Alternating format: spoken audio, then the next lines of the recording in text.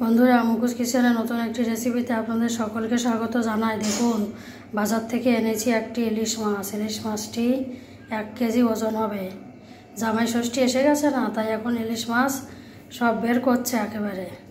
আর লুকিয়ে রেখে লাভ নেই, সব বাজারে সব বের করা শুরু করেছে। ইলিশ মাছটা এখন আমি ভালো করে ধুয়ে কেটে নেব। কেটে নিয়ে তারপরে রান্না করে দেখাবো। এখন এখানে রেখেছি 3 পিস ইলিশ মাছ, নুন হলুদ মাখিয়ে এই মাছটাকে দিয়ে। আর এখানে রেখেছি একদম কচি, এরকম কচি একেবারে ঝিঙে দিয়ে, আর এরকম ফালি করে আলু কেটে রেখেছি। এইটা দিয়ে ঝোল করে দেখাবো। তাহলে চলুন দেখতে থাকুন। কড়াতে তেল দিয়েছি পরিমাণ মতো, তেলটি গরম হয়ে গেছে। এখন এর মধ্যে মাছটাকে ছেড়ে দেবো, দিয়ে মাছটাকে ভালো করে ভেজে নেব।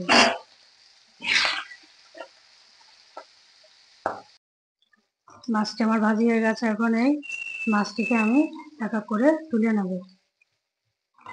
মাছটি কতটা তেল হয়েছে দেখুন বন্ধুরা, খুব ভালো ছিল মাছটা, এই জন্য মাছটাকে তেল বেরিয়েছে অনেকটা। এই তেলটার মধ্যে আমি এই সবজিগুলোকে ঢেলে দেবো। এই কাটা সবজিটাকে এর মধ্যে আমি দিয়ে দেবো।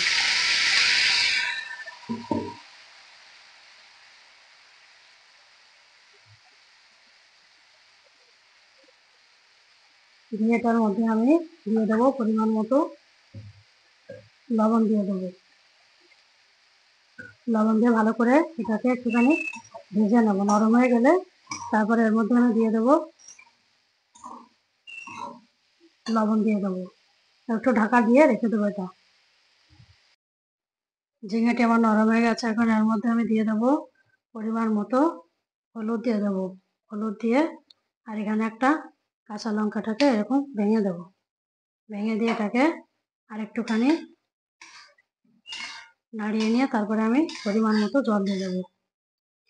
একটু বেশি নরম করি কেন, তা নাহলে এই পিঠগুলো এরকম শক্ত শক্ত থাকবে। একটু নরম হয়ে গেলে বেশ ভালো স্বাদ লাগে খেতে। এইভাবে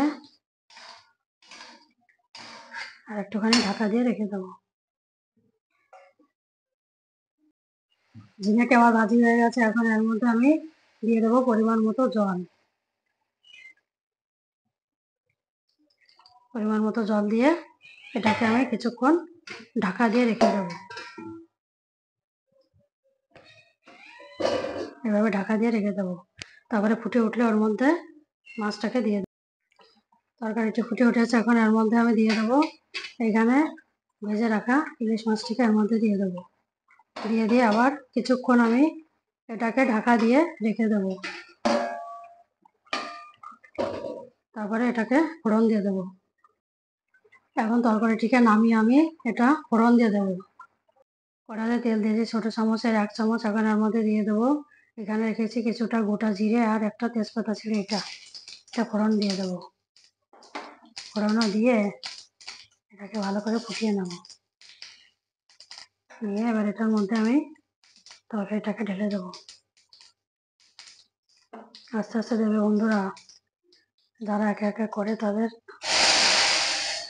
অনেক অসুবিধা।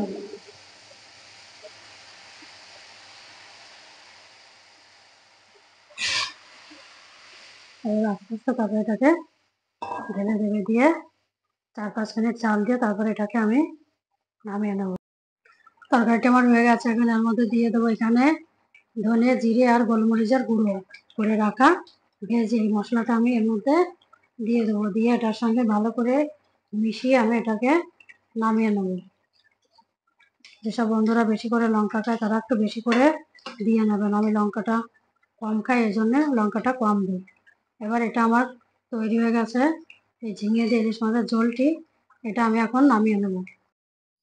দেখুন বন্ধুরা, ঝিঙে ইলিশ মাছের তরকারিটি কত তাড়াতাড়ি রেডি হয়ে গেল। একদম কচি ঝিঙে, এরকম ঝিঙে দিয়ে আর এই ইলিশ মাছটা তেল বেরিয়েছে। এরকম ইলিশ মাছের তেল দিয়ে যদি তরকারিটা ভাজি করা যায়, তার স্বাদ যে কি হয় তা বলে বোঝানো যাবে না। এইভাবে এরকম তেলওয়ালা ইলিশ মাছ এনে এইভাবে রান্না করে খেয়ে দেখবেন, ঝিঙে দিয়ে এরকম পাতলা ঝোল, এত স্বাদ লাগে না খেতে, খুব সুন্দর লাগে। এরকম রান্না করে খাবেন আর এরকম রান্নার ভিডিও পেতে মুখোশ কিচেন চ্যানেলটিকে সাবস্ক্রাইব করবেন, লাইক করবেন, শেয়ার করবেন আর কমেন্ট করে জানাবেন কেমন লাগলো। আর আপনারা সবাই ভালো থাকবেন। আর যা গরম পড়েছে এই গরমেতে এরকম পাতলা ঝোল করে খাবেন। ভাবছিলাম অন্য কিছু করি, দই ইলিশ করি, কিন্তু গরমে সেটা ভালো হবে না, এই জন্য এরকম পাতলা ঝোল করলাম। এইভাবে আপনারা বানিয়ে খাবেন, তাহলে শরীর খুব ভালো থাকবে।